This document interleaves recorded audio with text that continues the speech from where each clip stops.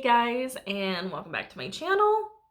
If you've watched other ones, welcome to my channel. If you haven't, today what I'm going to do is I'm going to talk a little bit about a new series that I'm hoping to get into in the next week. So I'm going to be doing my face while I discuss some shit.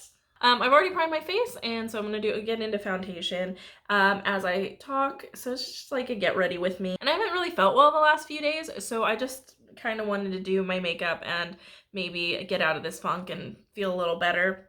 I'm just gonna get into it, and I'm gonna link all the stuff that I put on my face down in the description, including the primers I've already done. And if you're interested, you can go ahead and look at that. So today, what I really want to talk about is Dungeons and Dragons. I already did a video which I will edit and get up before this one. So that first video was talking about my first character, which her name was Freya, and she was a half-elf rogue, which, you know, is pretty basic. Probably my favorite character because of the length of time I played her. I mean, if you want to hear more about that, you can look at my other video, but if you don't know, which, I mean, it's gotten a lot more popular, especially with celebrities and things being open about actually playing the game, and web shows like Critical Role and things like that. I think it's become a lot more approachable for people, and not as much of, oh, that's just a nerdy thing, and or, you know, it's a bunch of neckbeard dudes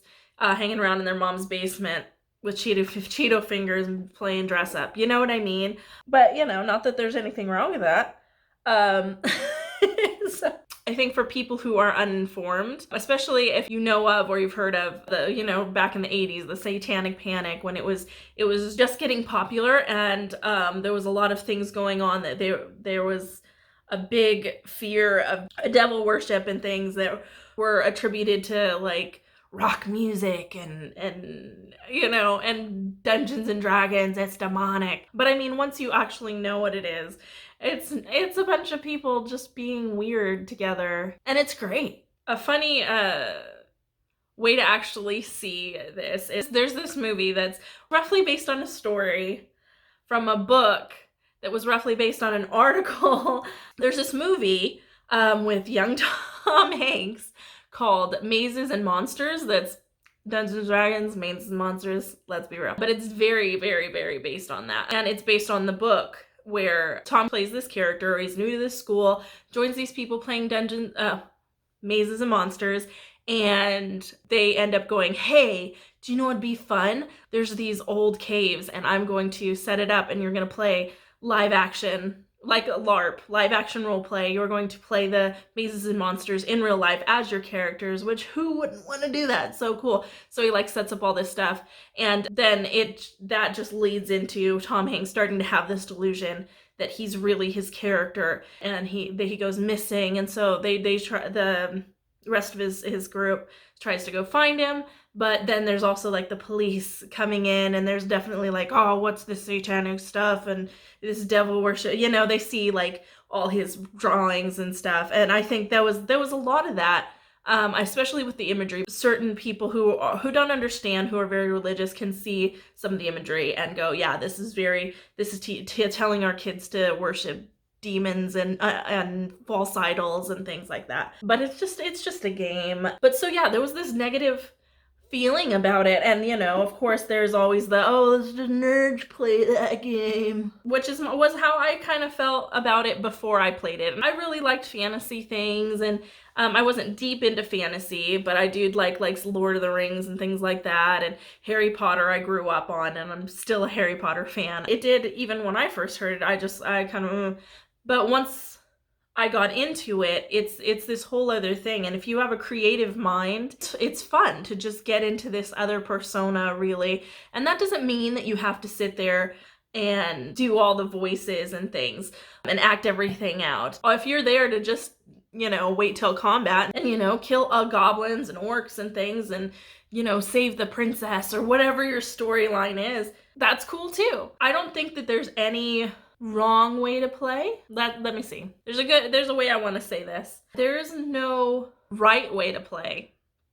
There are definitely things that you shouldn't do to not be a jerk or a jackass. There's definitely no set in stone way to play. This is how you got to play it. It definitely opens up for you to be able to really do what you want and be what you want. And even, you know, you see that there are all these amazing resources, obviously expensive, and I've never really bought a lot of them, but there's ways you can, you know, have, if you're a very visual person, you can have all these maps and these minis and these, there's a lot of terrain that you can buy that's fully customizable with walls and things.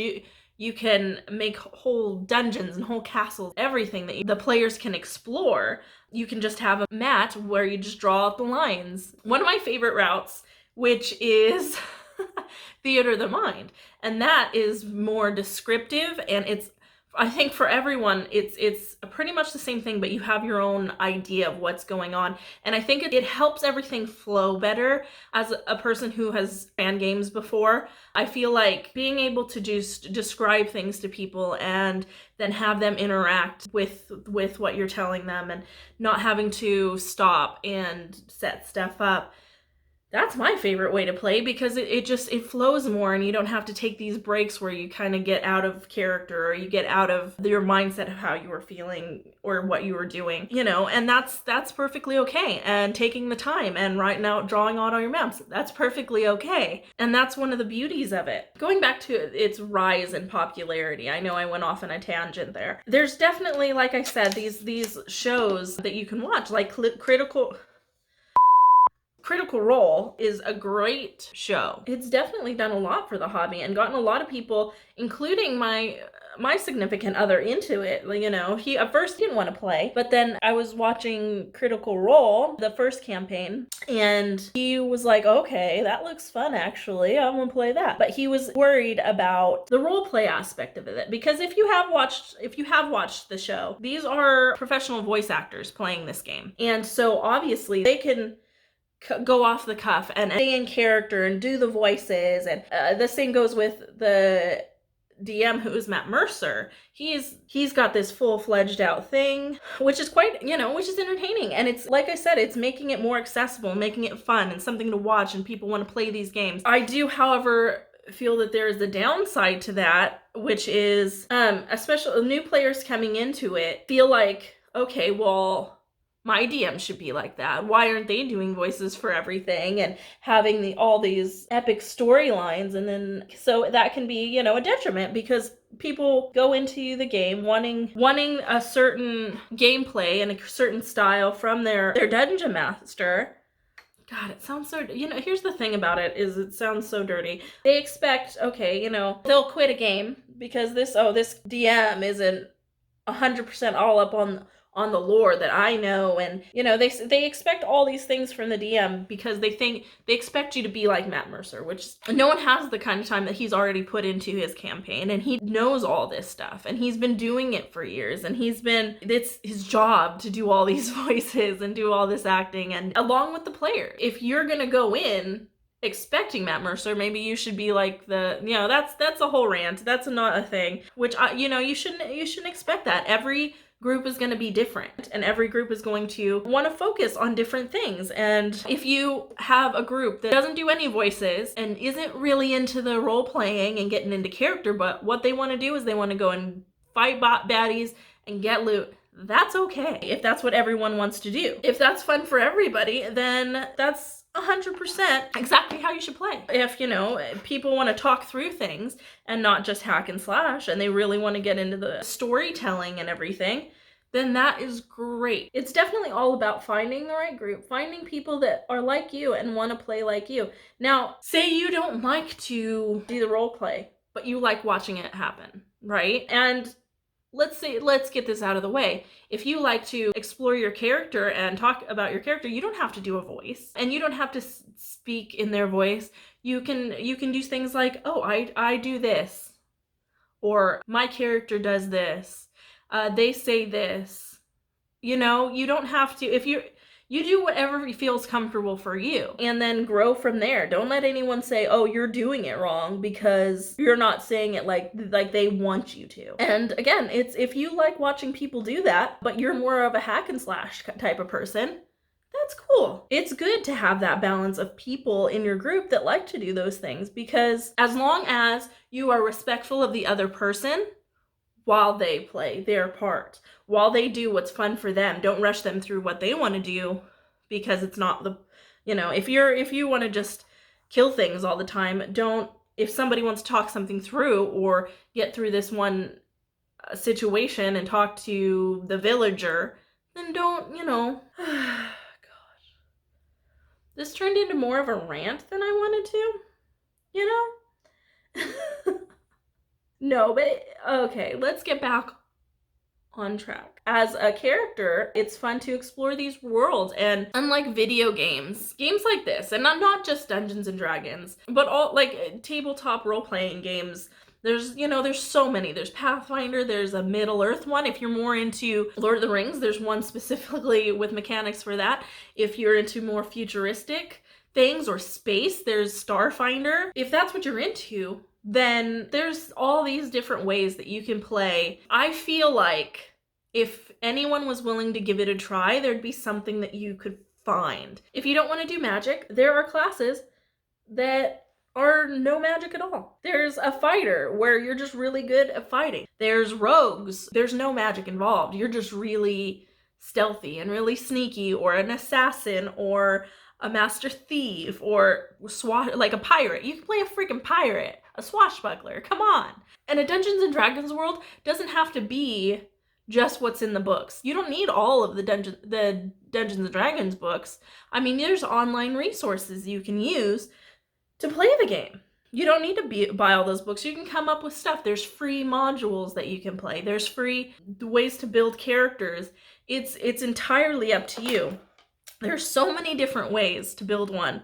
And there's all those ones if you don't want magic, if you feels a little too weird. You can play as a human. You don't have to play as an elf or a dwarf or an orc or whatever. But there's the option too. If you want to be a hippie and just be about nature, you can be a druid, and you can turn into animals, like Animorphs. If you remember that show, come on. There's so many options. That doesn't even count all the stuff that's come out since the first Player's Handbook, which honestly, you don't even need to buy that. You can get resources offline. There's different websites where you can buy only what you want, you know, sections of the book. There's no end to the possibilities with this shit. And that's what I love about it the most. A lot of times I'll come up with a character that I want to play, and then I'll look for things in the books to fit what I want. And there, you know, there's enough in there to make it happen. And if you have someone running the game who's very lenient, you guys can work together and figure it out. All right, so I got a phone call, and I went ahead and finished my face while I was doing it because it's gotten dark. I don't know if it's changed in the lighting, but it's definitely gotten dark in here. So here's the deal. This is what I want to do. This is my vision. I'm on a lot of D&D Facebook groups, and I asked on one of them if anyone would be interested in a web show of a video series that had to do with makeup, everyday makeup, and fantasy makeup. I've never really done fantasy makeup. I would love to learn. Not so much prosthetics or anything like that. Maybe later down the line if I could afford it, but that's a very expensive hobby. But just, yeah, because I mean, I've recently got into makeup, and I liked D&D, so I would love to have both. I also want to do, you know, my other things with other fandoms and with, you know, true crime and stuff. I'm gonna still want to do those. But a series on D&D, and it's, I want to do like tips and tricks, how to build a character, maybe different character-inspired makeup looks. But for the most part, I like doing my makeup while I talk because it gives my hands something to do. But as for that survey, people who weren't that much into makeup were still like, yeah, do it. You know, it was very positive feedback. And even the people who really weren't into it were still like, that sounds interesting and that sounds cool. So that's what I want to do. One of the main things I do, you know, one of the things I like to do is just turn someone on and vaguely listen to them tell stories and just chat and, you know, just be casually talk, and then also watch as they fucking make something happen on their face. And like I said, I'm just learning, and I think it's a little different. It's not, you know, these big YouTubers who are great Most of them are, you know, they have millions of followers for a reason, but I don't really connect with any of them, so it's harder to actually watch and listen to them when there's not any real connection there. Yeah, so I think that it'd be fun to watch someone do makeup and talk about Dungeons and Dragons and nerdy stuff. So that's my goal. So what I think I'm gonna do is I'm gonna go through and I'm going to talk about different aspects of the basics about Dungeons and Dragons and the basics about creating a character and just a bunch of fun things. Maybe build a character with you guys. I'm really gonna want to figure out how to do that format. So yeah, that is that. If you've made it this far, congratulations. I know this was a lot of just me rambling while I did my makeup, but I have some fun ideas for the future that won't be this scatterbrained. Like I said, I haven't felt well the last few days, so not that that's an excuse, but I haven't. And I just wanted to look pretty today.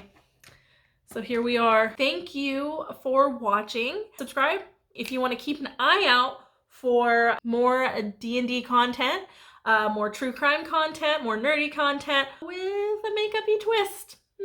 Have a great day or night or whatever, and I will see you next time. Bye!